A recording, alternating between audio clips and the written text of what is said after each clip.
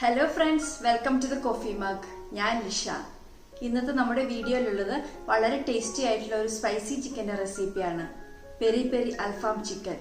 റൊമാലിയുടെയും കുബൂസിൻ്റെയും ചപ്പാത്തിയുടെയും ഒക്കെ കൂടെ കഴിക്കാൻ പറ്റുന്ന ഈ സൈഡ് ഡിഷ് റെസ്റ്റോറൻറ്റിൽ നിന്ന് കിട്ടുന്ന അതേ ടേസ്റ്റിൽ നമുക്ക് വളരെ സിമ്പിളായിട്ട് വീട്ടിലുണ്ടാക്കിയെടുക്കാൻ സാധിക്കും.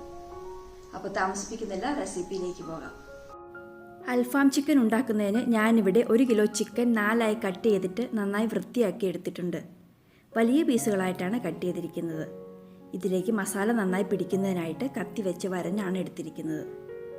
കട്ട് ചെയ്യുന്നതിന് മുൻപ് ഒരു ചപ്പാത്തിയുടെ റോളർ വെച്ച് ചെറുതായി അടിച്ച് ചതച്ചെടുക്കുകയാണെങ്കിൽ ഇറച്ചി സോഫ്റ്റ് ആവുകയും വെന്ത് കിട്ടാൻ എളുപ്പവുമായിരിക്കും കേട്ടോ. ഇനി നമുക്ക് മസാല റെഡിയാക്കാം.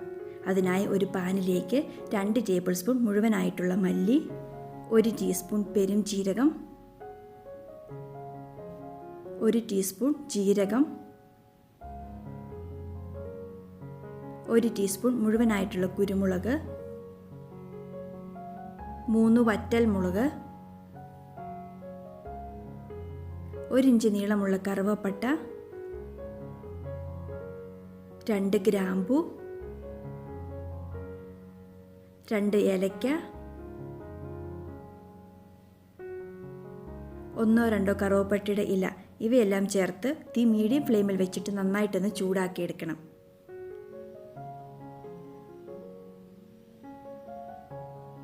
ഇനി ഇത് നന്നായി ചൂടാറിയതിന് ശേഷം ഒരു മിക്സിയുടെ ചെറിയ ജാറിലേക്ക് ഇട്ടിട്ട് പൊടിച്ചെടുക്കണം.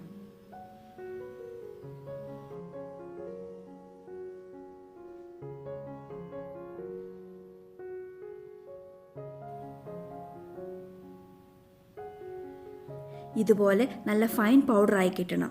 എന്നിട്ടിത് മാറ്റി വെക്കാം കേട്ടോ. അടുത്തത് മിക്സിയുടെ ചെറിയ ജാറിലേക്ക് ഒരു ചെറിയ സവോള ചെറിയ കഷ്ണങ്ങളാക്കിയത്, ഒരു ചെറിയ തക്കാളി അരിഞ്ഞത്, മീഡിയം സൈസിലുള്ള 9 അല്ലി വെളുത്തുള്ളി, 1 ഇഞ്ച് നീളത്തിലുള്ള ഇഞ്ചി ചെറുതായി അരിഞ്ഞത്, 1/4 കപ്പ് പുതിനയില,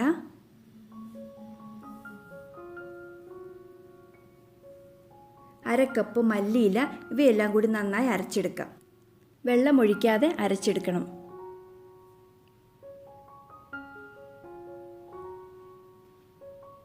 ഇതുപോലെ നല്ല പേസ്റ്റ് പരുവത്തിൽ അരഞ്ഞു കിട്ടണം.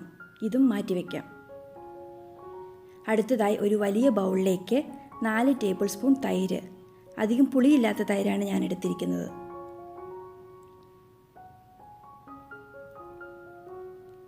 2 ടേബിൾ സ്പൂൺ നാരങ്ങാനീര്.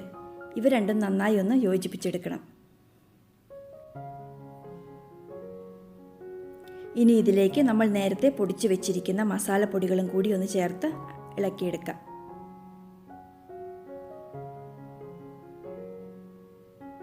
അടുത്തതായി നമ്മൾ രണ്ടാമത് അരച്ചു വെച്ചിരിക്കുന്ന കൂട്ടും കൂടി ചേർത്ത് കൊടുക്കാം. ഇവയെല്ലാം നന്നായി ഇളക്കി ചേർക്കണം.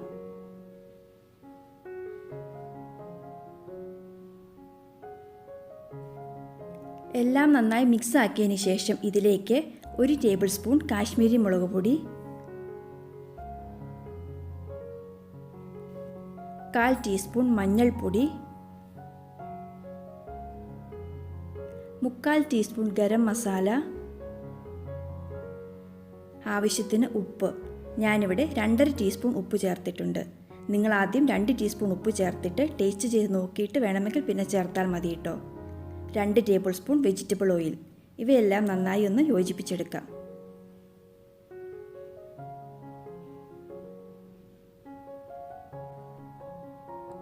ഇപ്പോൾ മാരിനേഷനുള്ള അരപ്പ് റെഡി ആയിട്ടുണ്ട്. ഇനി ഇത് ചിക്കനിലേക്ക് നന്നായി തേച്ച് പിടിപ്പിക്കണം. അതിനു മുൻപ് ചിക്കനിലുള്ള വെള്ളമൊക്കെ നന്നായി ഒരു തുണിയോ ടിഷ്യൂ പേപ്പറോ വെച്ച് ഒപ്പിയെടുക്കണം. ചിക്കൻ അരപ്പിലേക്ക് ഇട്ട് കൊടുക്കാം കേട്ടോ. എന്നിട്ട് അരപ്പ് എല്ലായിടത്തും എത്തുന്നതിന് വേണ്ടി നന്നായി തേച്ച് പിടിപ്പിക്കാം.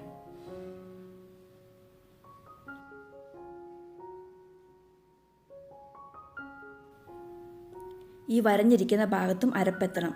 ഇങ്ങനെ ബാക്കിയുള്ളവയിലും തേച്ച് പിടിപ്പിക്കണം.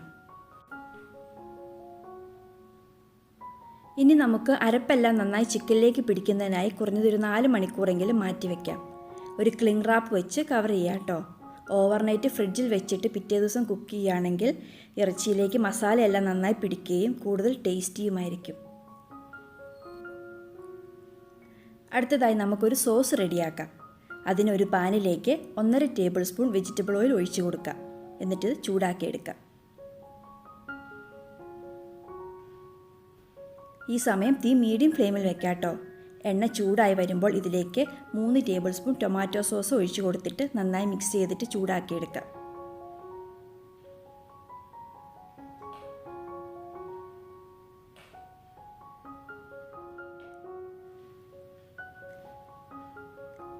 തിളച്ച് വരുമ്പോൾ ഇതിലേക്ക് 2 ടീസ്പൂൺ നാരങ്ങാ നീര്, 1/4 ടീസ്പൂൺ കുരുമുളക് പൊടി, 1 ടേബിൾ സ്പൂൺ ചില്ലി ഫ്ലേക്സ് ഇവയെല്ലാം ചേർത്ത് ജസ്റ്റ് ഒന്ന് മൂപ്പിച്ചെടുക്കാം.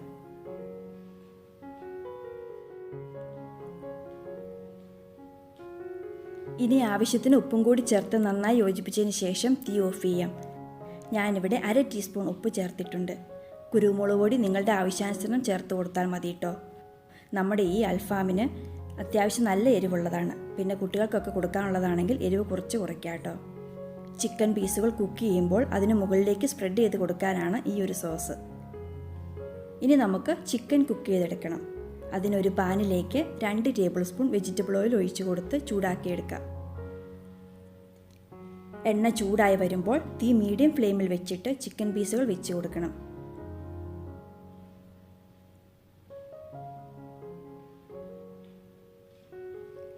അഞ്ച് മിനിറ്റ് തിരിച്ചും മറിച്ചും ഇട്ട് കൊടുത്ത് ചിക്കൻ ഫ്രൈ ചെയ്തെടുക്കണം.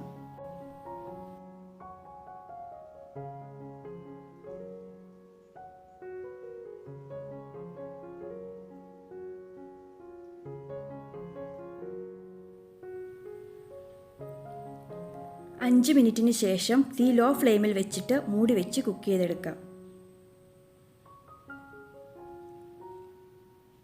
ചിക്കൻ്റെ 2 വശവും നന്നായി കുക്കായി കിട്ടണം. ഇടയ്ക്കിടയ്ക്ക് തിരിച്ചും മറിച്ചും ഇട്ട് കൊടുത്ത് കുക്ക് ചെയ്തെടുക്കണം. 2-3 മിനിറ്റ് കൂടുമ്പോൾ മറിച്ചിട്ട് കൊടുക്കണം, അല്ലെങ്കിൽ കരിഞ്ഞു പിടിക്കാൻ സാധ്യതയുണ്ട്.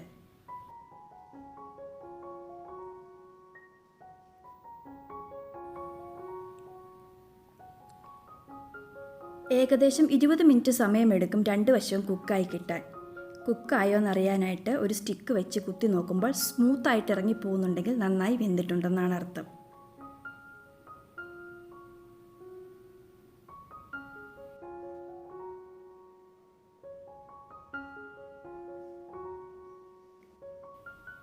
ഇപ്പോൾ നമ്മുടെ ചിക്കൻ എല്ലാം നന്നായി വെന്തിട്ടുണ്ട്.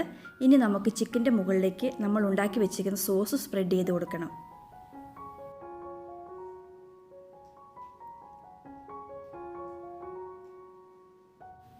സോസ് എല്ലായിടത്തേക്കും ആവുന്നതിന് വേണ്ടി ഒന്ന് ബ്രഷ് ചെയ്ത് കൊടുക്കാം കേട്ടോ.